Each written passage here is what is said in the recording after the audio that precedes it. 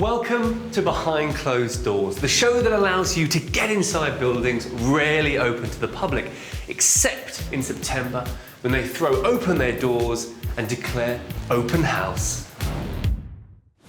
On today's show, I'll be going behind the closed doors of buildings which all have a particular vision of the future. Coming up, I'll be visiting the radical London building that quite literally turned architecture inside out. This is the money shot of the whole building. I'll be let loose inside the ultimate eco-home of the future. And looking at one of the finest examples of a whole new way of designing buildings, blobby-tecture.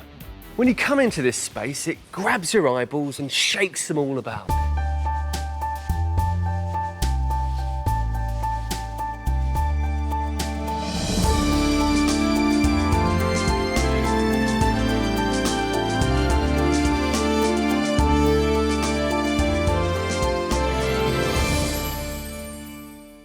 Thousands of buildings, many usually closed to the public, open their doors every year as a part of a series of events celebrating British architecture. It's a rare opportunity that's too good to miss. So if you're scratching your head and wondering what building to see next, wonder no longer. Today on Behind Closed Doors, I'm exploring a selection of buildings that have one thing in common. They've all embodied a big idea about how we live or work in their own ways. They've all been visions of the future. And what better place to start than with one of my all-time favourite buildings? It paved the way for a new generation of architecture, and both in itself and through its subsequent influence, changed London's skyline forever. It's probably one of the most radical buildings ever made, and when I was given a book about high-tech architecture in the 80s, it was on the cover, and I was hooked. It is, of course, Lloyd's of London by Richard Rogers. Lloyd's of London began in a coffee shop in 1688 and is now the world's leading specialist insurance market. It may be one of the oldest names in insurance, but their building is a striking vision of the future. Lloyd's was designed by Rogers in 1977 and completed 9 years later at a cost of £186 million. Its architecture celebrates the engineering aesthetic, featuring enough stainless steel to cover 4 football pitches and over 50 miles of external piping. The building has often been described as inside out, and that in many ways is exactly what it is. Because normally in an office building, you'd have the plant, that's the air conditioning and the electrics and the toilets and the staircases and the lifts, all in the middle of the building, with a ring of offices around it. Here, they've turned that inside out. So you've got plant here, you've got all this ductwork, this piping, these are toilet blocks stacked up there. Here, you've got these beautiful staircases. And this makes it look like a machine, which is very apt, because that's exactly what it is, a machine to make money. In a way, the design of this building was a huge risk for an established insurance company to take. But then again, insurance is all about taking and understanding risk. It may be a risky business, but at Lloyd's, some conventions are still observed. In order to get into the main room at Lloyd's, I need to wear a suit and a tie. So I've got to have a quick change. That's better. I hope I past the dress code. I'm ready to go behind closed doors and see what's inside this incredible piece of architecture.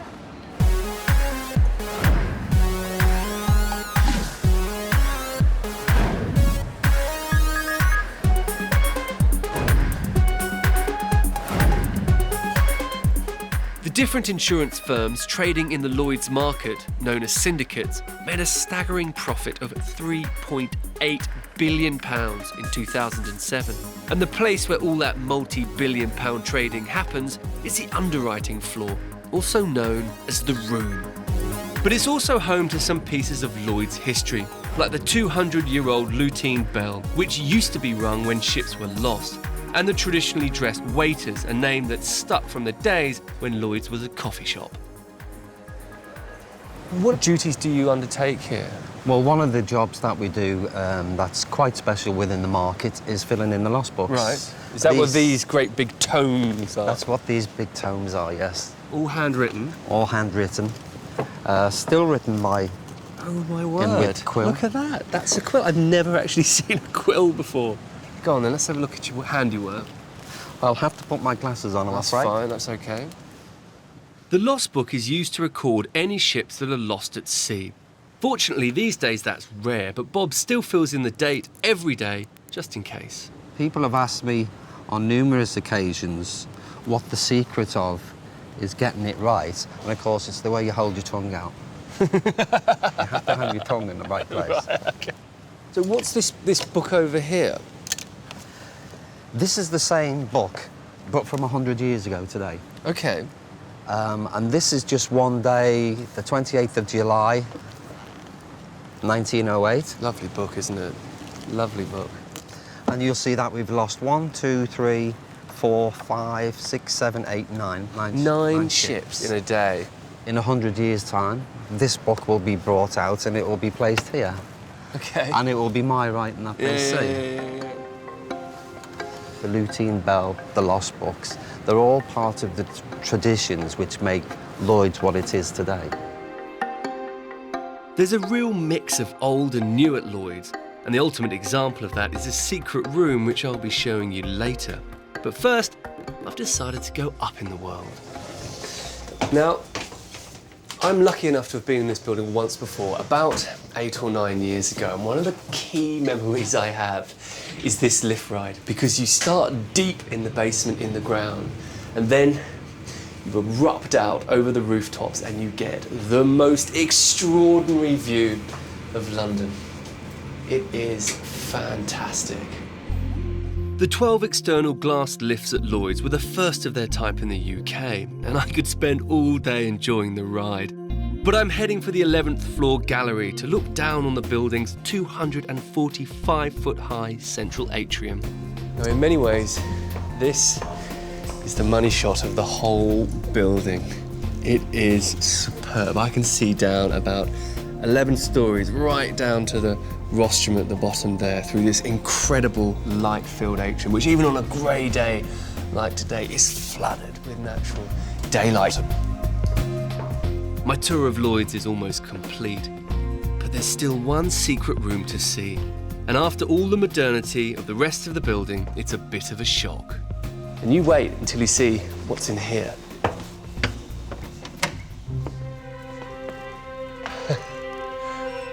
What an extraordinary room. This is the Adam Room, designed by the hugely influential architect Robert Adam in 1763 for Bowood House, bought by Lloyd's in the mid-1950s and then installed here in the 80s. It's extraordinary, surreal, and beautiful. I mean, look at the quality of the plasterwork. I love the fact it's in this building. It's almost like when Lloyd's moved home, they couldn't help taking that slightly dusty old sofa with them. They couldn't quite shed that image of themselves, of their past.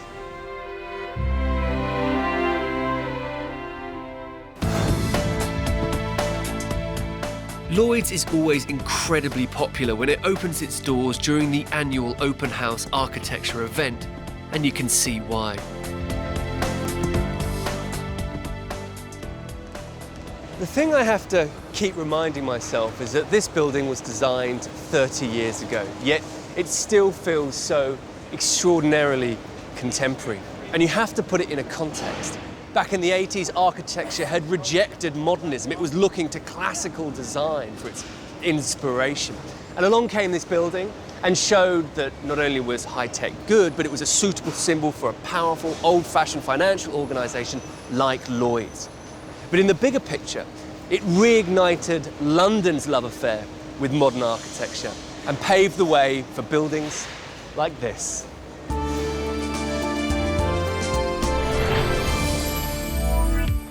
After the break, I'll be continuing my journey around buildings which all, in their time, expressed a powerful idea of how we could improve our lives. This is Charlie Luxton broadcasting live from London. And I'll be finding out why the ideal for a utopian life turned into a living nightmare. It was unbelievable what was allowed to happen.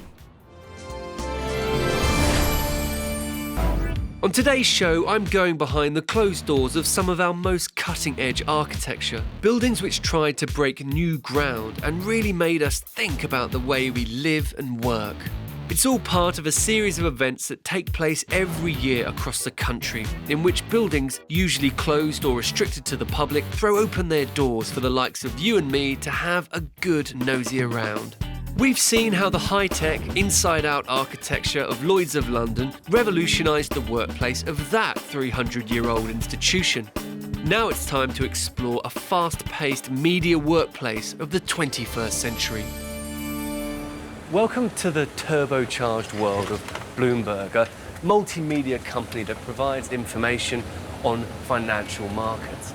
The work going on here affects billions of dollars of transactions every day.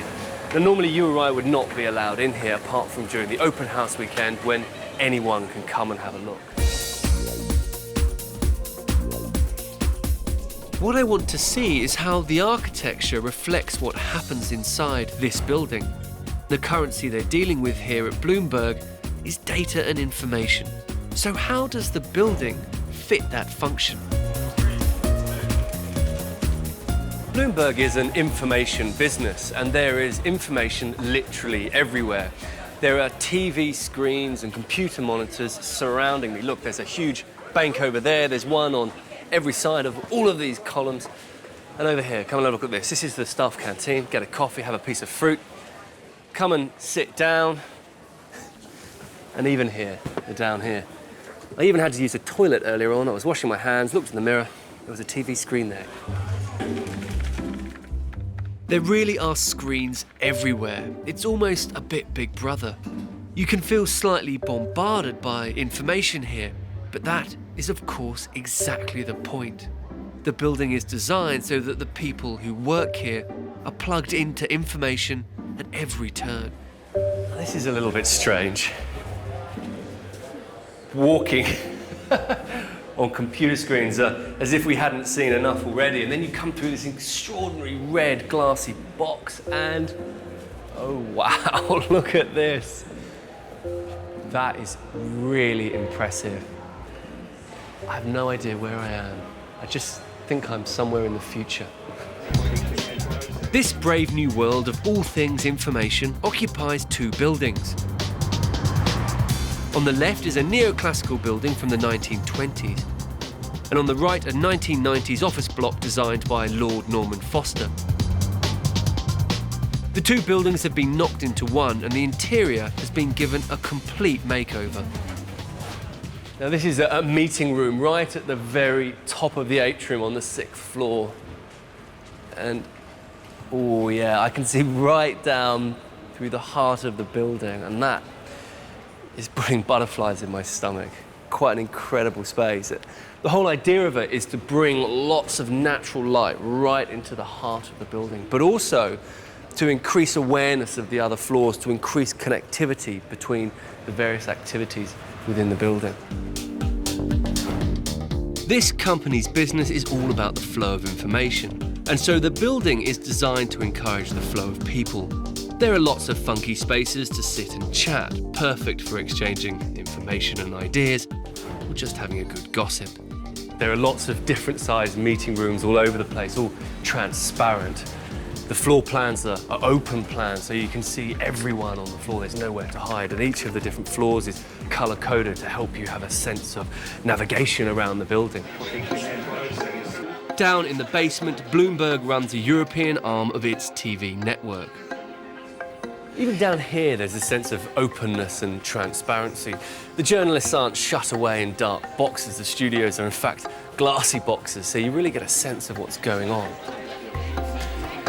The broadcasts are controlled here in the gallery, where producers, editors and technicians make sure all the information gets onto the network straight away. Action. This is Charlie Luxton broadcasting live from London. The architecture of Bloomberg isn't the most radical or exciting, although it does feel like a very lively, dynamic place to be. In some ways, it's the interior design touches and the computer screens everywhere that make it feel very modern and futuristic. The way that the Bloomberg building plays with space to create a finish and a look perhaps tells us something about the flexible workspaces required for the offices of the future.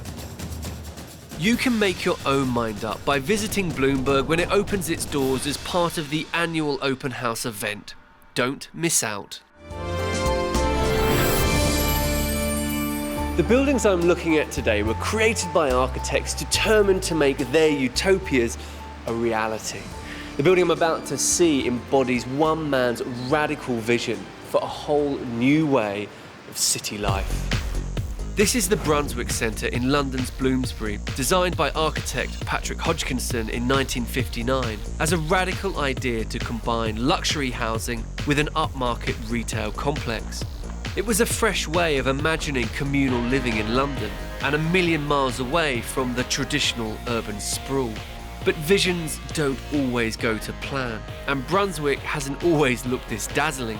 In fact, it's only just had a £24 million facelift. Hodgkinson had to overcome strict planning regulations that banned any buildings over 80 feet high. His solution was to create the housing in 2 rows, leaving a pedestrianised precinct down the middle with car parking underneath. It seemed like the perfect plan, except a small bit of government legislation that, overnight, gave people who rented furnished homes the same rights as those who rented unfurnished homes. Now, this whole area was full of furnished apartments, and the cost of evicting them, of compensating them for move out, suddenly skyrocketed. The whole scheme had to be shelved.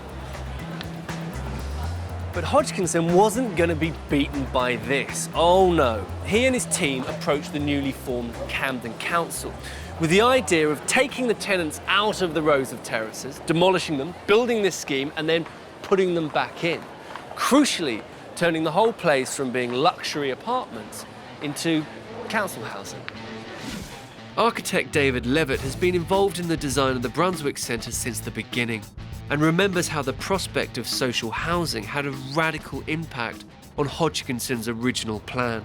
As soon as the potential retailers heard that they were going to be selling their wares underneath the council estate, they just vanished. And so it was never properly completed, not to the standard that it should have been.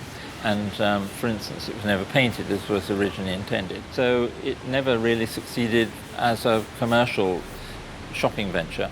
Far from being Hodgkinson's dream, in the 1970s, the Brunswick Centre became the place of nightmares, a decaying and desolate council ghetto.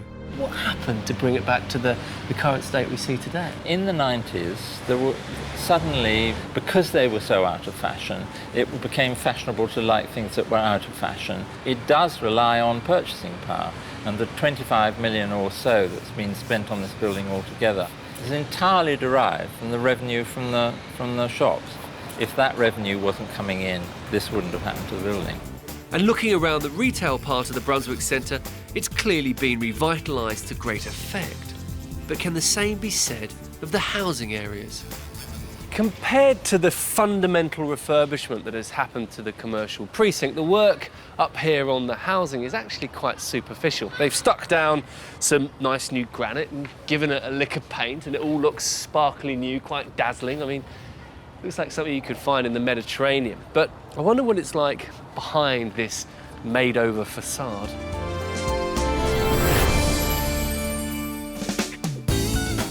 Join me after the break as I find out what lies behind this multi-million-pound makeover. Really and truly. It was very, very sad. And finding out the real influence of City Hall's radical architecture. It had no effect whatsoever on the behaviour of the politicians. Welcome back to Behind Closed Doors. All the buildings I'm exploring today have a single idea in common: to offer a vision of the future. And that's why I'm at the Brunswick Centre in London's Bloomsbury, a radical 1960s vision of urban living, which has just had a complete revamp. But what lies behind this spanking new facade? This is one of the residential areas of the Brunswick Centre. You can only get in here if you live here you're coming to see someone who lives here or during open house.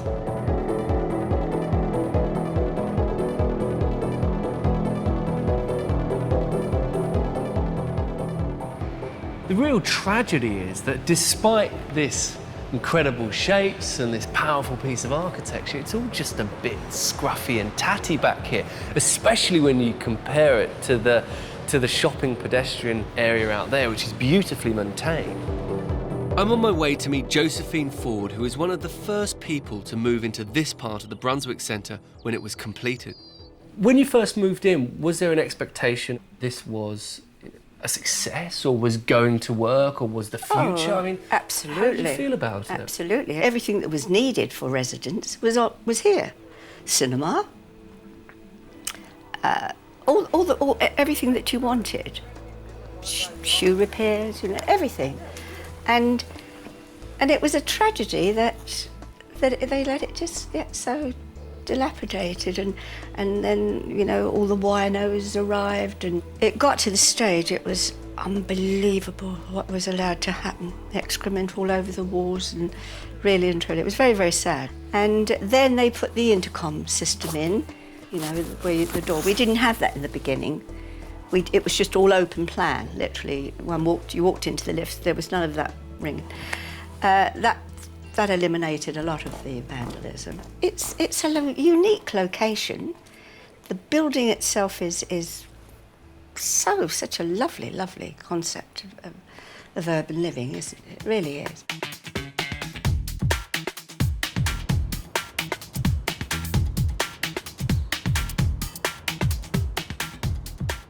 So after 26 years of neglect, it seems the multi-million-pound investment has paid dividends in the public parts of the development, but there's still some way to go in the communal areas. Clearly, the resurrection of the Brunswick Centre from failed vision to utopia is only half complete. But all the problems that there are don't seem to be due to that big idea, rather to what has gone on since. And that big idea of high-density, mixed-use, urban city living is incredibly relevant to today. It's a more sustainable way to live, and it would allow us to provide all the housing we need without having to expand our cities. So rather than being some throwback to a checkered past, this place could be seen as an inspiration for our futures. Anyone can go and visit the Brunswick Centre's shopping precinct, but you'll need a visitor's pass to go inside the residential areas.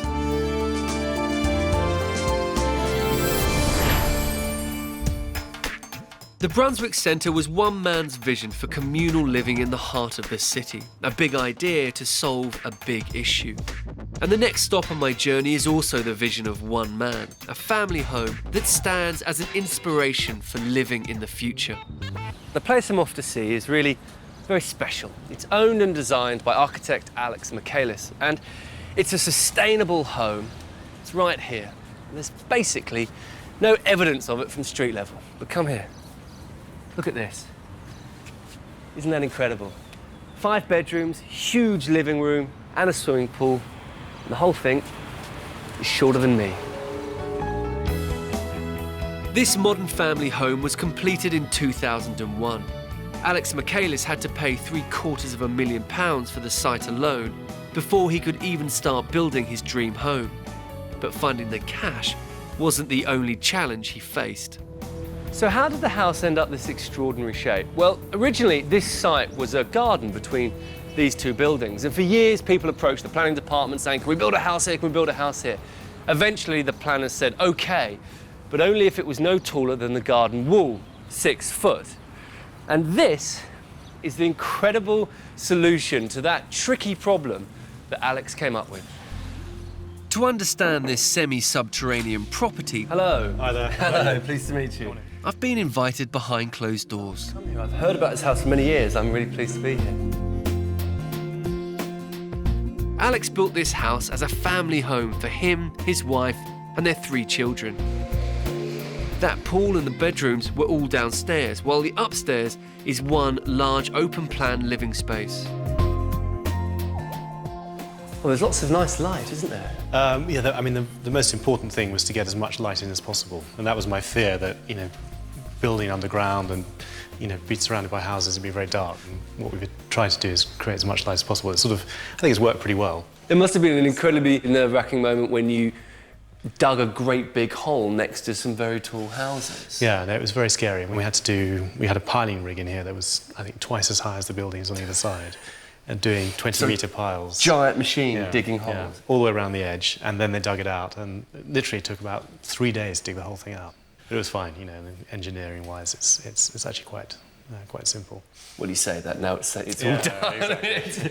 What's it like having bedrooms effectively underground? Are there benefits or are there things that you miss? It's incredibly quiet. I mean, there is daylight. You do wake up with everyone else. It's as light as any other bedroom in most London houses. The thing that I do miss are sunsets and sunrises. What are the sustainability and energy implications of having a house that's pretty much underground? It's fantastically well insulated because you're surrounded by soil and, you know, meters and meters of earth, so very little temperature change on most of the house. And also because it's low, you're not getting, you know, the sort of the high winds and the really cold changing temperatures you get from higher buildings. So it's very good in energy terms.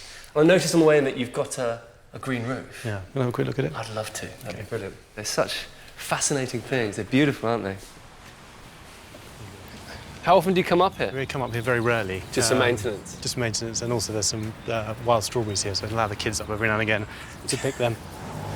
Foxes come here at night, and they use this as a sort of ice skating rink. They sort of run from there and then go with their feet like that, and it's the first time... Slide across it? I was terrified I thought we'd be broken into. They literally slide across it. You can see their footprints all over it. I've noticed you've got solar collectors and solar panels. Are there lots of other sustainability features within this building? We've got a heat recovery system that it expels the hot air from bathrooms and runs it over the cool air coming in and takes the heat away from that, so you don't lose the heat, and it's as simple as that.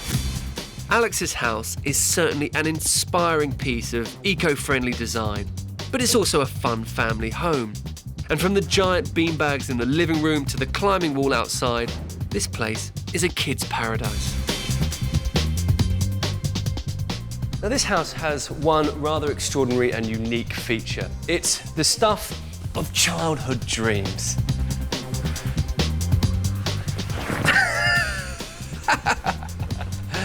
How silly is that? In contrast to the open-plan living space upstairs, the underground level of the house is neatly divided up with 5 bedrooms, a couple of bathrooms, and a luxury feature that makes me green with envy. Here is the ultimate toy, possibly, a heated indoor swimming pool. And look at these colour-changing lights across there. And through here, another gadget. This is a fingerprint lock, so only the parents can open the door and get into the pool. You just put your thumb on there. No expense spared.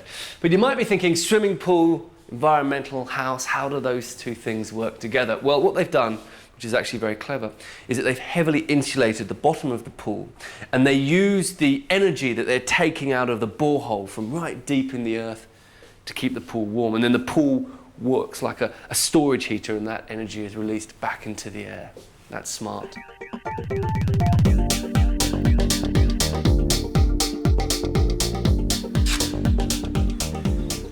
Well, this house is a testament to the triumph of one man's ingenuity and will, because this site had defeated developers. It's a tricky place to build a house.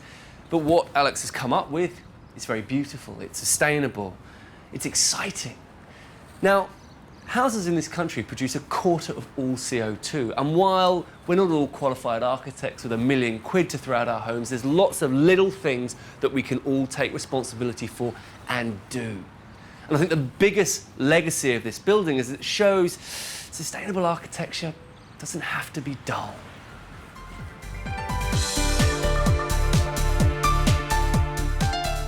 You too can see this spectacular home when Alex Michaelis opens his doors as part of the annual open house event. It's an inspirational house to visit.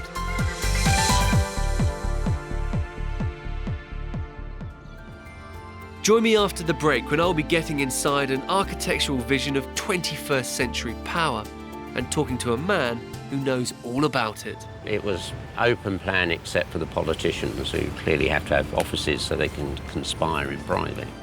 And finding out what on earth this is and where you can get to see it.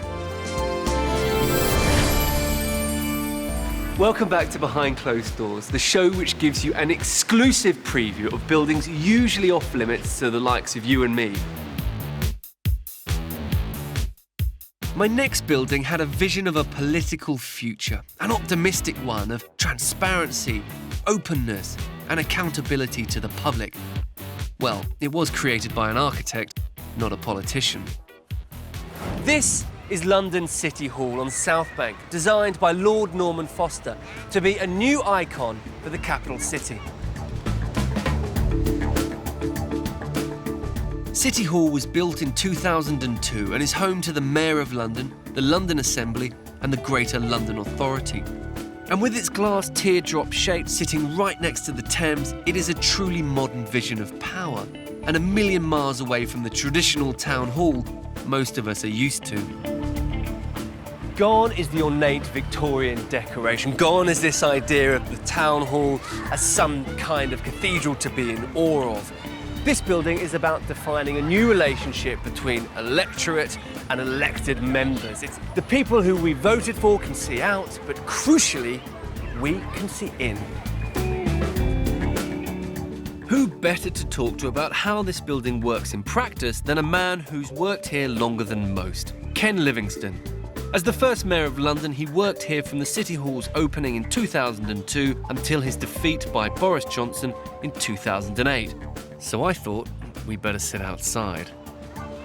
And what did you think of the design when you first saw it? I thought, I really like it, but will it work in this site? Because you're right by Tower Bridge, you're opposite the Tower of London. This is just about the most historic site in Britain after Stonehenge, but it has worked. As a working environment, how did it function well? I think it did function very well because it was open plan except for the politicians, who clearly have to have offices so they can conspire in private. And the politicians also found it hard to change the habit of a lifetime in the debating chamber. The shape was defined by the architect, but the layout was really up to us. And we had all these great ideas that if you didn't have two sides facing each other, it wouldn't be as confrontational and as point scoring as, say, politics in House of Commons. But the politicians couldn't break the habits of generations, and so we just had point scoring, nitpicking, but in a circular fashion rather than to opposing sides. So the layout of the debating chamber... It had no effect whatsoever on the behaviour of the politicians. All our best hopes came to dust. City Hall also tried to make a change in environmental terms. Its unusual shape is not just an architectural statement, it's about energy conservation. The building has this incredibly unusual, amorphous, blobby shape. And the reason for that is because there's no air conditioning in there. And this shape has about a quarter less surface area than a flat-fronted building, so that in summer, it doesn't heat up as much. The whole thing leans right back and cantilevers out, so that the floor above provides shading to the windows below. It's a very ingenious piece of design, and I want to show you how this ingenuity continues inside.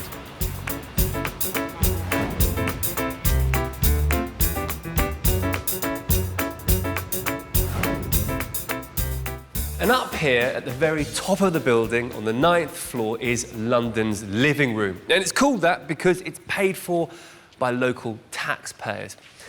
To say it's a living room, I think, is stretching it a little bit. It's usually used for mayoral press briefings, entertaining, and charity events.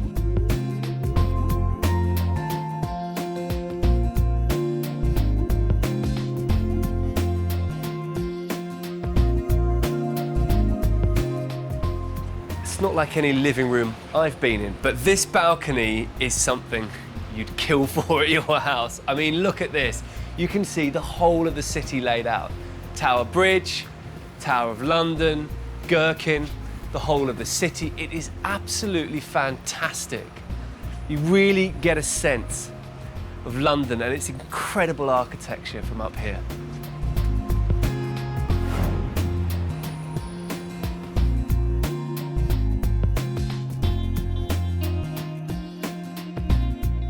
This huge spiral staircase, known as the ramp, runs from the 9th floor right through the heart of the building to the debating chamber below.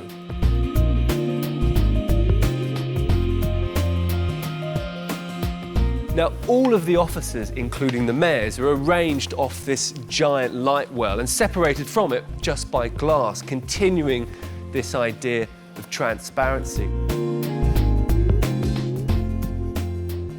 Most people who work here actually use the lifts to get around and the ramp just to go one up or one down, because to be honest with you, it's quite a long walk to get anywhere.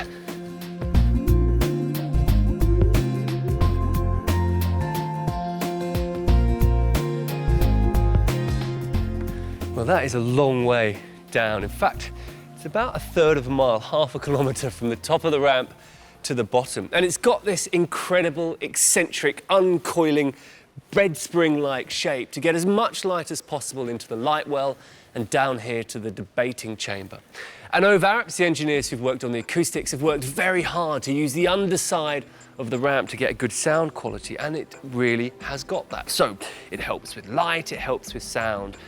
That justifies the existence of this spiral. If you believe that, you'll believe anything. This, to me, is just an excuse to have a jaw-dropping moment of sculptural beauty, and it really works.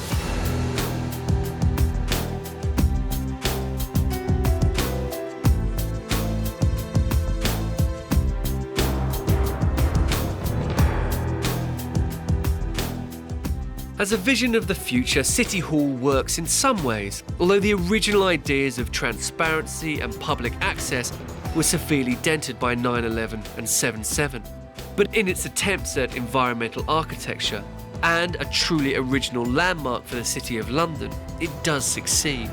To see City Hall's vision of the future with your own eyes, come and pay it a visit as part of the annual open house event.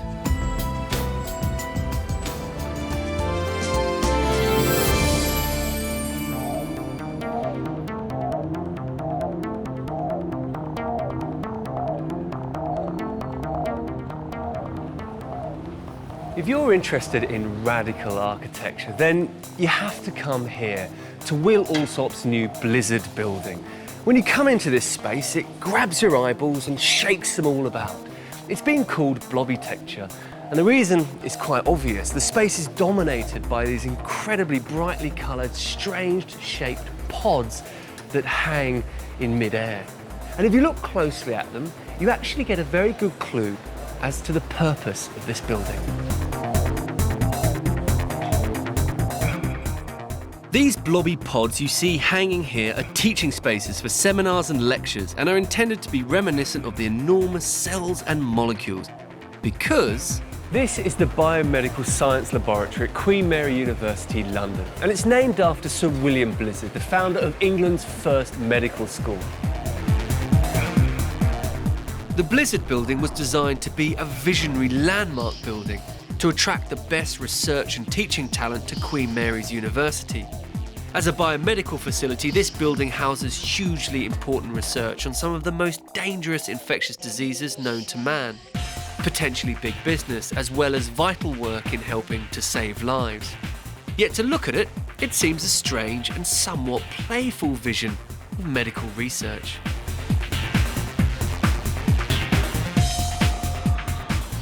Hanging above the open-plan space are 3 giant pods. The orange one, called the centre of the cell, is the largest, with an area of 195 square metres on 2 levels. The white one in the centre, that looks a bit like a headless sheep, is called Cloud and was designed as an adaptable meeting room, as was the black one, called Spiky. So while the pods are used for lectures and meetings, the laboratory research happens below. Dug down 5.5 metres below street level is the largest medical university research laboratory in the country. It's the size of a football pitch. And while it's all fun and games and frivolity up here, down there is where the serious stuff goes on. And to get a real sense of the size of it, I'm going to go and have a look.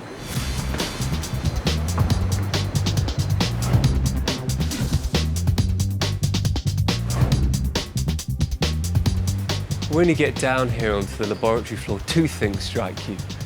One is these pods, you really get a sense of them. The second is the daylight. I mean, considering we're at the bottom of a deep canyon here, there is lots of lovely light. The labs are laid out here underneath the pods, and then they run out underneath that courtyard that connects the two buildings up on ground level. And the idea behind that is that each department sits side by side to encourage cross-fertilisation of ideas and collaboration.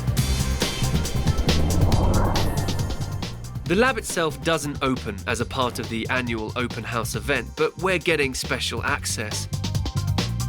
To find out how Will Alsop's vision of the future works in practice, I'm talking to Dr. Jeff Maskell, one of the senior lab managers. What on earth did you think when you first saw the drawings for this building? Be straight with me. Well, I thought, what on earth is this? I just couldn't believe it. And the main thing is, the main problem as I saw it, is the fact that a large proportion of it is open plan. It's open to people that are working in the write-up areas and offices. And here we are working down here in the labs, working with chemicals and other agents. And it's open, you know, literally open to everyone else, which I saw as a major health and safety issue. So that's the point of the closed-off offices over there, so you've split right. the working That's practices. right. So anything that's more hazardous will take place over there in the enclosed areas. And of course we have higher levels. We have also containment level 3 labs where we work with TB, HIV, which are, you know, obviously higher security level laboratories. Which is your favourite of the pods? My favourite, I think, has to be the cloud. This one, just directly above here. I like the inside, the wooden panelling. I think it's rather nice, and the acoustics are quite good in there. The spiky pod, I'm not so keen on. It's rather dark and dismal inside, and also there's a problem with the acoustics there because you can hear a lot of what's going on outside and vice versa. If you have a lecturer in there with a loud booming voice, then you can hear it all over the open plan area, so that is a bit of a problem. There's a few privacy issues there. Yes, absolutely, yes.